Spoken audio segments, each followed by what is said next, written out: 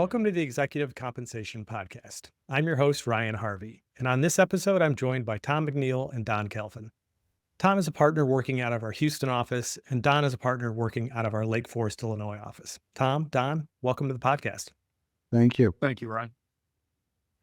So it's been over 15 years since the Dodd-Frank Act began, and the requirement that public companies seek a non-binding shareholder vote on executive compensation was required. The emergence of say-on-pay voting created a heightened level of attention on aligning executive compensation with shareholder expectations. And over the past 15 years, we've seen improved proxy disclosure on executive compensation. We've also seen a rise in the influence of proxy advisors, and we've seen companies increasingly engage directly with large shareholders regarding executive compensation matters.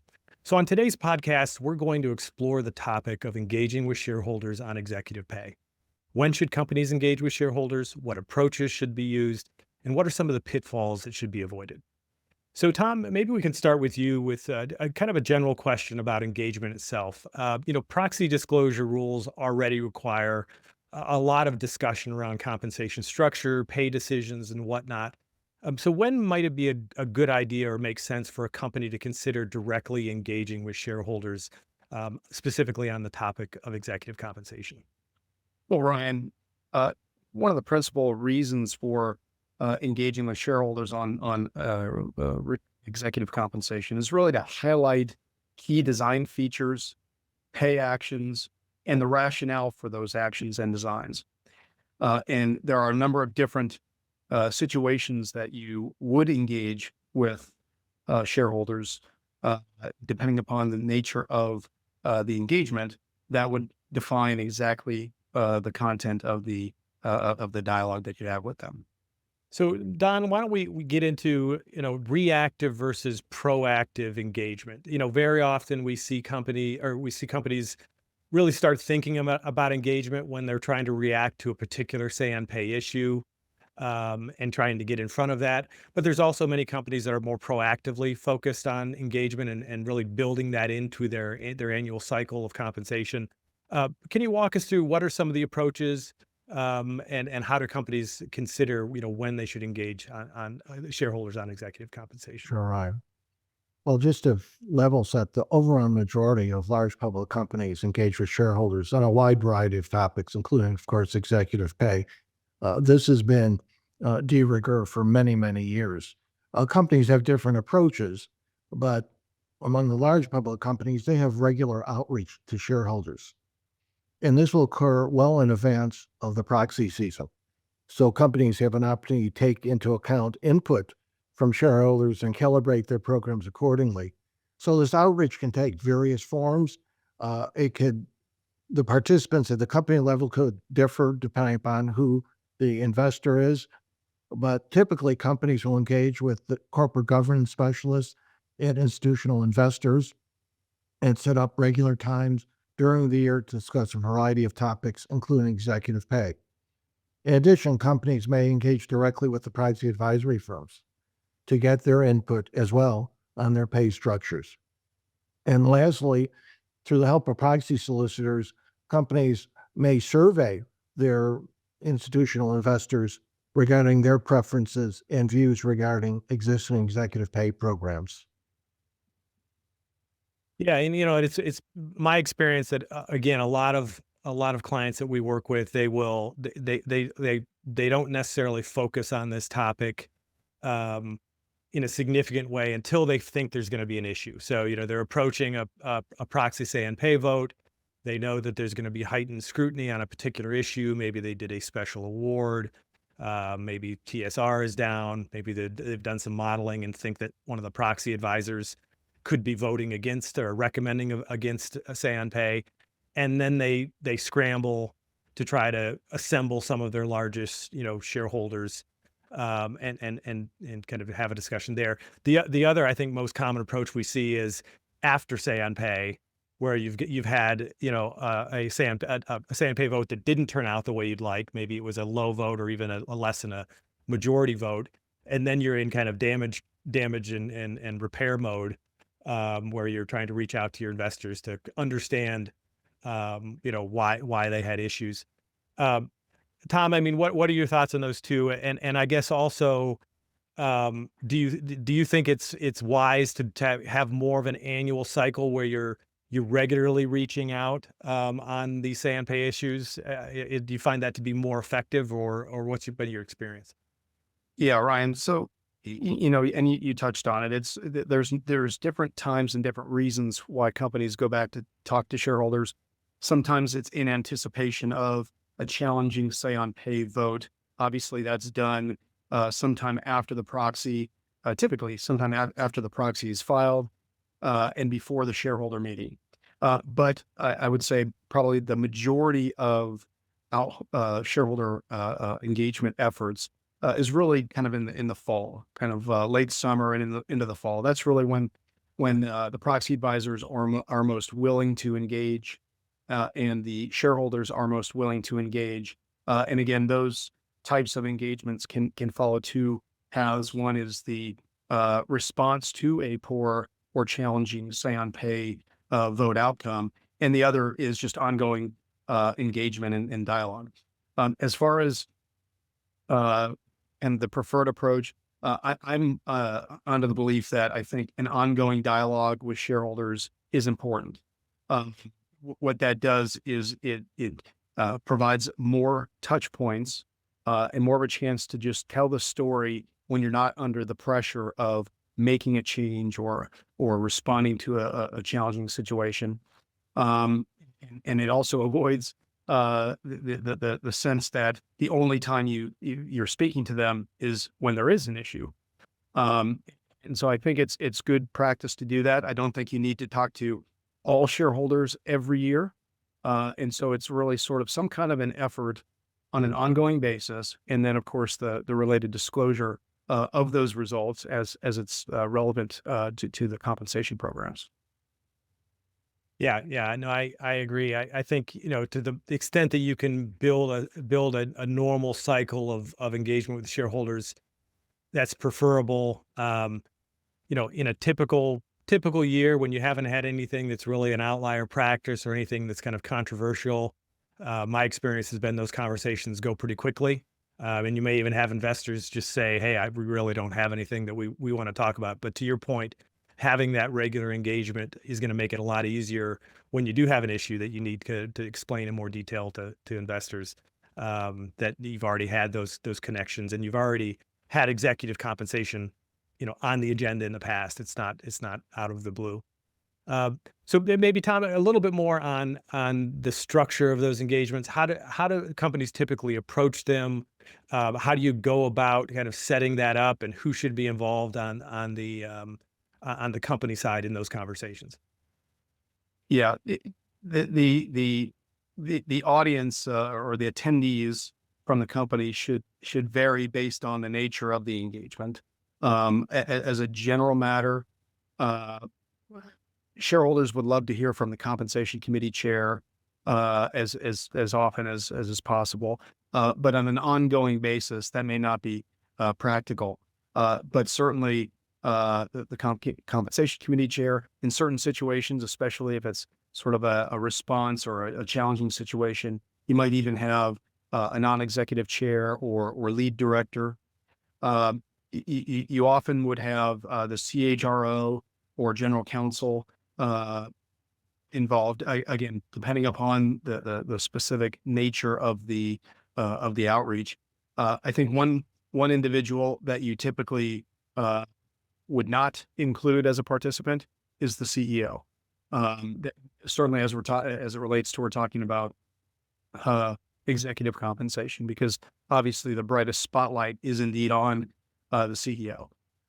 As far as setting up those calls, I think Don mentioned the role of proxy solicitors. They can be very useful and very helpful in arranging those discussions, as well as the company's investor relations individual.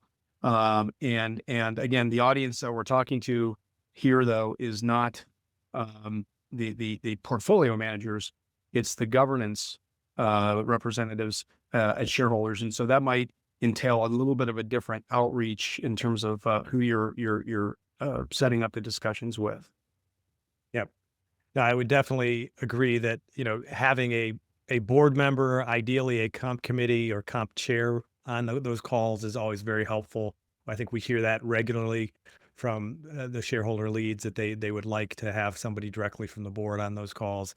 I think the other individual that is not on those calls that often is actually the executive compensation advisor. So we occasionally join them, and I know I've occasionally joined them where it makes sense, but most of the time, if we do join, we're more just kind of in the background. If there's a detailed question that we need to provide some assistance with, but it's really, the investors really want to hear from the board and or management team. So, And Ryan, I would agree with that. I failed to mention, but they really don't want to hear from the compensation committee advisor.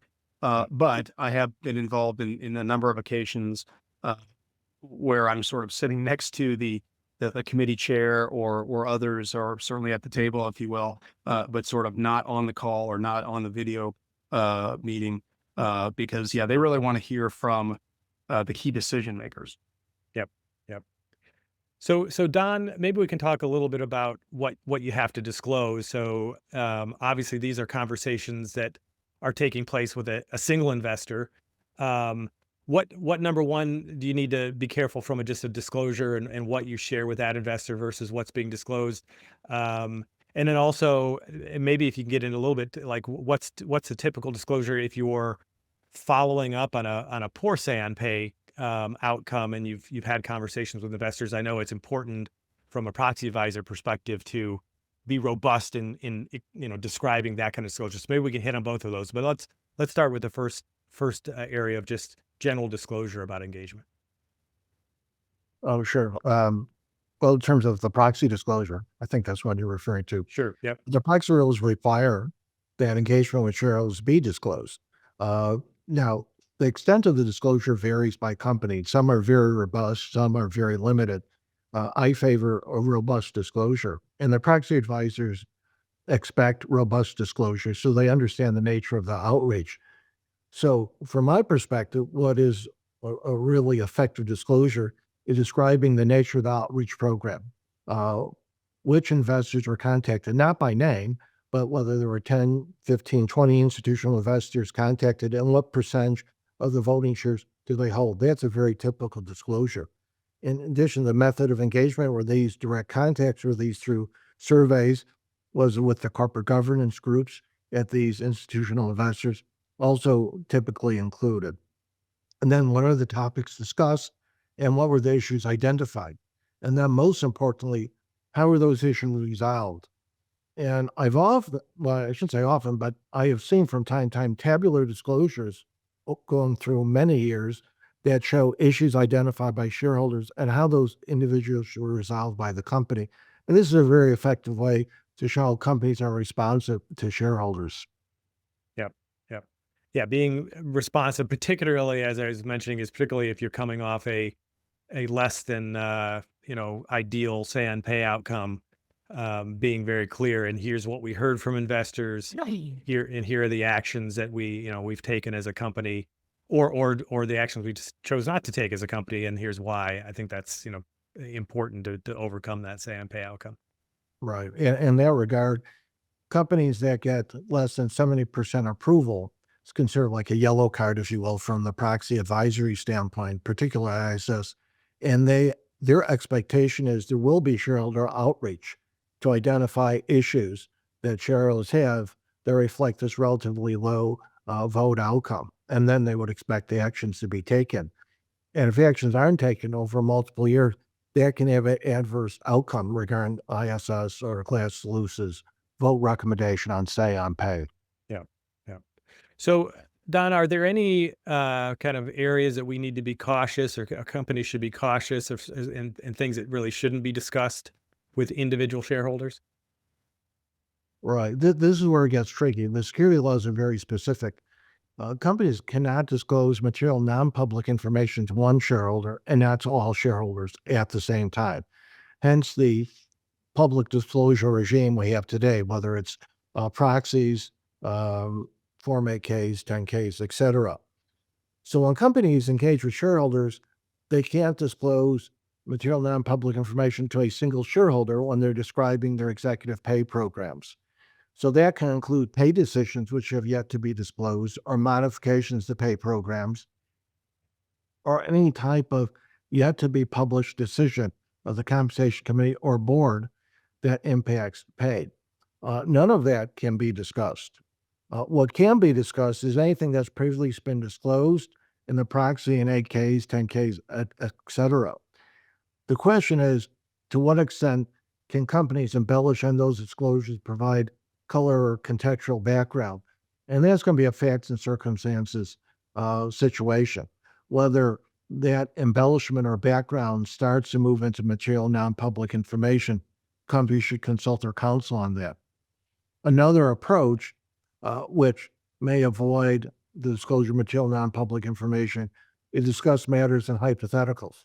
Company may be considering a special equity grant, but they can't disclose that fact. But they may ask shareholders, what are your concerns and considerations regarding special equity grants? How do you evaluate them? What is your expectations? That type of discussion likely falls within the bounds of permitted discussion. Again, counsel should be reached, and their advice should be taken as to how far you can take that. But that often is an effective way to elicit investor views. Yeah. Yeah. No, good cautions and things to consider.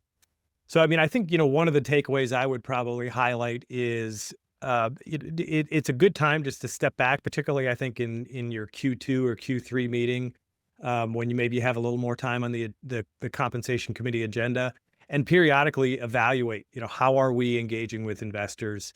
It's one of those things that, every few years it's probably worth asking some questions and just thinking about, do we have the right kind of engagement process in place? So you've got that foundation in place before you need it, before it comes to a particular issue where you're trying to recover, or you're trying to prepare for maybe a difficult say on pay vote. So guys, thanks again for joining the podcast today. I think this was an interesting conversation, and glad you're able to join. Thank you.